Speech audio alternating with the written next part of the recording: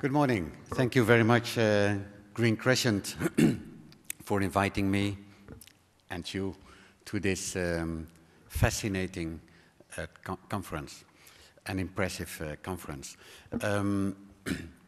I am going to talk about what is actually Unplugged, an intervention for 12 to 14-year-old in schools, about the way or the experience we have with the cultural adaptation of it, and finally with a quite novel analysis study we made on the mediators to the effect. Yes. So, I was introduced as an expert researcher, thank you very much for that, but actually I'm sitting in a comfortable seat of the practitioner, being able to ask questions to the researchers.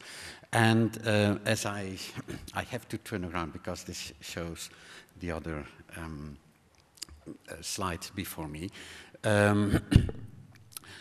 With a group of practitioners, we were back in 2002, we were asked by a group of researchers to design a program that could be robustly, that could be very well evaluated. We designed a program of 12 lessons, and it was indeed evaluated with a randomized controlled trial to a group of around 7,000 pupils in 7 countries, 7 different countries in Europe, going from Sweden up to Greece. So not unimportant in this long time of 12 years. It was not a study that took 12 years. The study itself took 3 years, but the program is still being implemented today. And there are several European funds, as you see, European Commission or European Union funds, but also private funds from Mentor or the Rotary clubs who made this work possible. And at school level and province or district level, also many local funders, not to forget, of course, the national ministries of health or education in a lot of countries. And here you see not only Lithuania, but many countries, so all the countries with a color. Russia, of course, is a very big color. Actually, the program has been implemented in the region of St. Petersburg, not all over the nation. And what is not showing here is quite recently the Brazil experience. Also in Brazil, the program has been adapted and implemented. Now, the Unplugged program is a universal prevention program. And we have to, in our training of teachers, we have to make it very clear that it is really a universal prevention program for all the children of the school who all have the same risk, and not a selective program for pupils who already are at a higher risk. What is also important to explain, not so much to teachers, but to youth workers or to social pedagogues working with the schools, is that this way of thinking in this classification of prevention is that we are basing our target group on the assessment of risk, the screening of risk, and not screening of exposure, because many parents, many teachers, and also many youth workers, they still think, let us not talk about drugs until it is there. Let us not wake up sleeping dogs. But in a preventive way of thinking, of course, you do have to target already the group based on the risk of being exposed and not on the actual exposure. The study sample, you see that the age is going from 12 to 14, and here are very briefly presented the results. 3 months after the exposure to the program, being delivered the 12 lessons, 30% reduction of risk of daily smoking, 28% of recent drunkenness, and 23% reduction of first cannabis use. So we were happy. The targets of we want to prevent the early onset of drug use and we also want the transition of occasional use of cigarettes, for example, to daily use, to frequent use, and this had been successful. There were many other analyses made, of course, than only the counting of these three behaviors, and there we, for example, saw that the effect is more important for boys within this study sample than for girls. We also made a 15 months post-test, and except for cigarettes, the effects were maintained. So, the EMCDDA was not only a part of the of the group that started the program, but was also involved in designing the program, further adapting the program, and of course also on monitoring, which is its job, monitoring the study. And EMCDDA made it very clear that it is important not only to measure do you have a positive effect, but also do you not have any negative side effect, because you could have a smaller side effect, for example, for one of the subgroups. These iatrogenic effects, a medical term, the patient wants to go back to the doctor because she likes the treatment of the doctor. And these iatrogenic effects are really recognizable for some teachers in what they do, what happens at school level. Sometimes teachers, indeed, they do give an extra intervention for a specific target group, for the boys that have been caught on binge drinking or have been seen on binge drinking. The boys and girls who have been trapped on smoking cannabis in the neighborhood of the schools. If you bring them together, you bring together the a little bit high-risk users with the very high-risk users. And here you get some norm narrowing, because the little bit high-risk users, they look at the others and say, "Whew, I'm part of these tough guys." So norm narrowing, and of course inadequate information, talking about new drugs available on the internet to kids of 12 years old who have never even thought about that.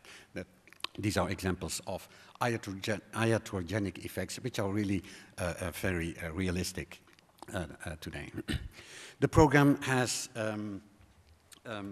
materials. You have seen it on one of the pictures, Unplugged, but these ones are in French, in English, of course. It's also in Arabic.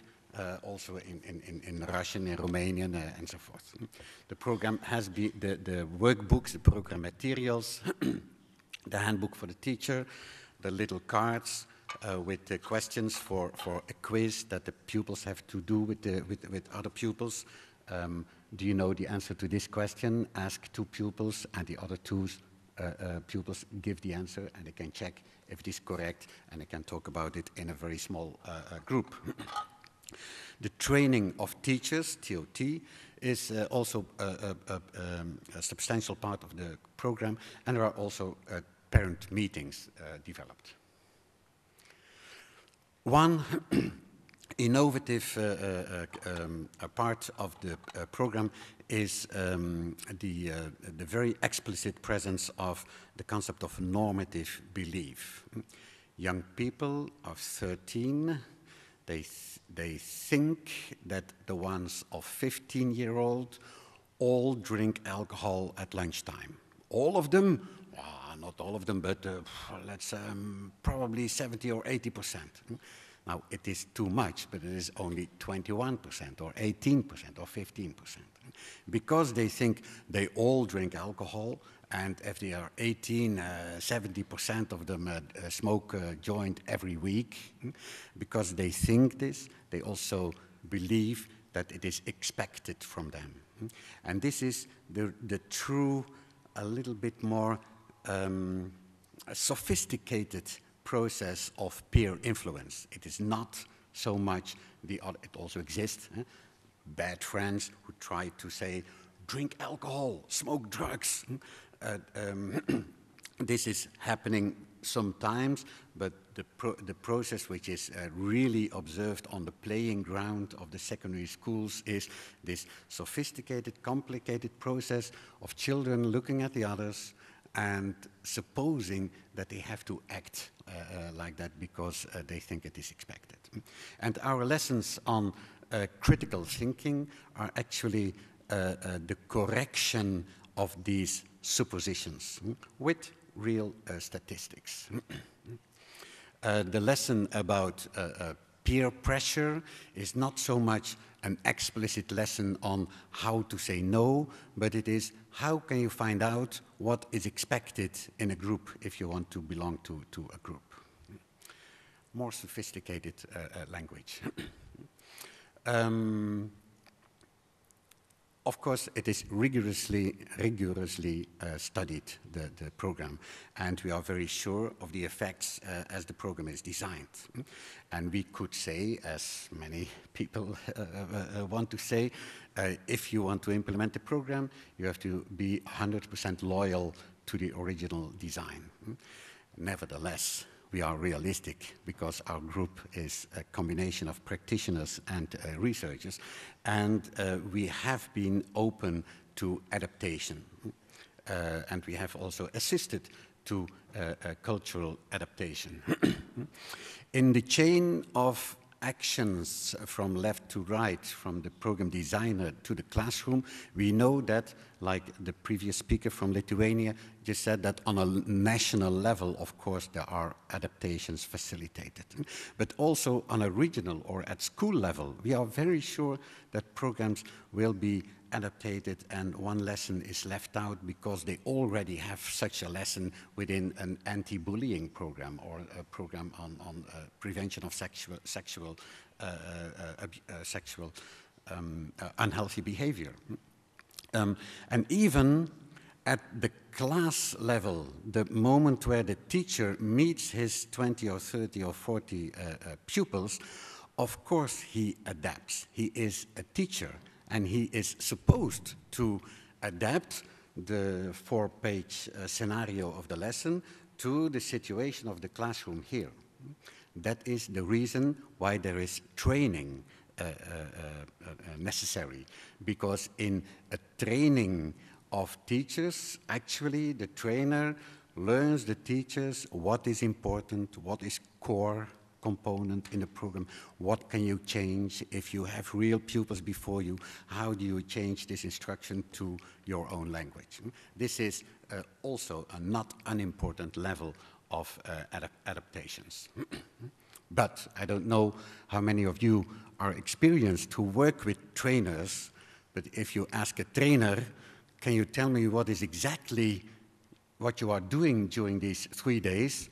Most of the time you get the answer, you have to experience it. You have to come to the 3 days and then you will know it. There are very, very few theoretical backgrounds and detailed outlines of training sessions. We think that our evaluators, and they are, should focus more on these last and local steps. How do we have to adapt this effective program? This is also a task for the designers, of course, and it's also a plea for trainers to document what they are doing. In our adaptations to these, for me, also very fascinating countries, you see that the same books are used. Of course, sometimes they change the layout. And so what is easy is the left column is surface adaptation. Of course, you have other food, so your examples of food or of sports are different. But adaptations on, yes, but in our country, the risk factors or the protective factors, for example, a parent has a different position in Arabia than in Sweden. A brother may be more important. The father or the mother have other significant positions in the Arabic-speaking countries than in Belgium and the Netherlands. The teacher also has another role Gender roles you can easily imagine. The community life is very different in the countries where the program has been developed and many of the other countries where it has been adapted. In Russia, Russia, we received very, very heavy arguments from the Adaptation Commission that in Russia we are obliged to mention every time that we write something about heroin, we have to say it is illegal.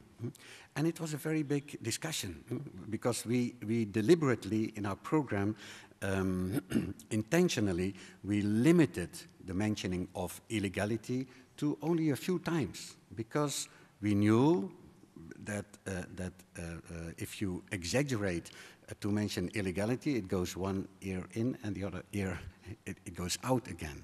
It does not influence behavior of children. These kinds of, and I'm very happy that this still is my job for a big part. These debates are deeper, are more complicated, and also really need an adaptation commission that communicates with the program owners or program designers. There is in the article that I included, there is more detail about these adaptations. There is one last part I want to explain to you, and this is the analysis that has been published quite recently okay, we know it is effective, but what components make it effective? Herefore, you have to read the article. I cannot explain this with regard to time. We made a post-analysis of the theoretical model of the program. For each lesson, we analyzed which part of this lesson is dedicated to social norms theory, to theory of reasoned action, etc. For each lesson, we made a proportion of how many of these theory is present in that lesson. Very complicated. We linked the lessons to certain mediators. The lesson can have a certain title, expression, but it addresses several mediators like managing emotions, refusal skill, a positive attitude, yes or no. Finally, we had these 8 mediators, which were also studied by the original questionnaires. The questionnaires, of course, did not only measure do you smoke, but also measured how is your attitude towards, what do you think that your parents approve, and so forth. The very, very complicated statistics. And finally, we saw that these 3 mediators out of the 8 that we analyzed, that they were correlating with the desired effect. The others shouldn't be thrown away, of course, but the others are neutral to the desired effect. What is important is that with this very practical analysis, we can tell speakers like the previous distinguished speaker from Lithuania, where she learned from her Key Delphi study that it is necessary to build negative attitude against psychoactive substances. That we can say, well, that sounds very sensible, and many people think so. Many teachers think we have to focus on increasing the negative attitude to drug. And we have seen this is really not making a program effective. What is effective is decreasing the positive attitude toward drugs, meaning that you have in small games with these cards, sorry, I'm going 2 minutes over time, with these small games, you have to let pupils talk also about why do people want to smoke? And we are not talking so much about physical effects, but because they want to get a girlfriend. No, why do you want to drink? Because they want to have a good image, because they think that then you have a better job. And we correct these misperceptions of positive attitudes. And this way, we decrease the positive attitude, which I'm a parent also, proud parent of 3 big children. And in education, that's a better way to work, to decrease the positive attitudes towards things we don't want than to increase the negative attitudes or the negative ideas about it. So this is, we are now at the moment that we are translating these concepts and these ideas in our trainings and in our working books for Unplugged, where we are still very happily working together. I have to put on a researcher's jacket, where we are very happily working together, researchers and practitioners. Thank you very much for the extra 2 minutes.